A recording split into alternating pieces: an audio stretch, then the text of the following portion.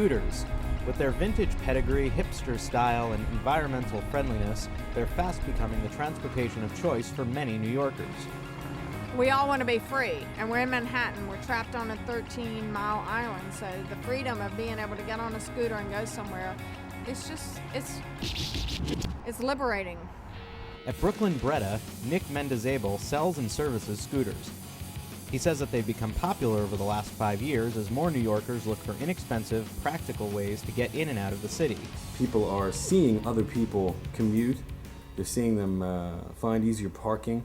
And they're seeing them just get around the city easier. So that in itself is encouraging a whole new swatch of people to get into it, or at least to look into it. He points out that a tank of gas lasts a week for commuters, and scooters can usually fit into parking spaces too small for even the miniest of cars.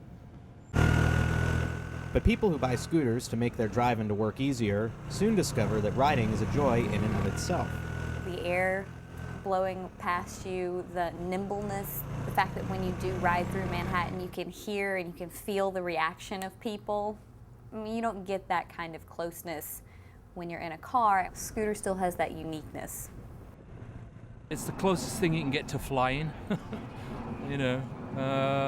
Once you're on two wheels and going as fast as you can, it's pretty good. Groups like the New York Scooter Club encourage socializing among the city's riders. They arrange for trips outside New York and throw a weekly get-together at a West Village bar called the Brass Monkey. The club also helps newbies answer common questions about owning a scooter in the city, including one of the most basic.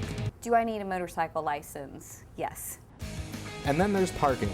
While it's true that finding a place to leave a scooter isn't hard, few of those places are actually legal. And if riders do avoid parking violations, they still need to worry about having their bikes stolen, knocked over, or otherwise physically abused. When I was selling my first scooter, I was parking it legally on the street to show the seller that everything's fine, and he was signing the bill of sale, and as he was doing that, an SUV totally backed over my scooter. Riders new and old can also find a wealth of resources online.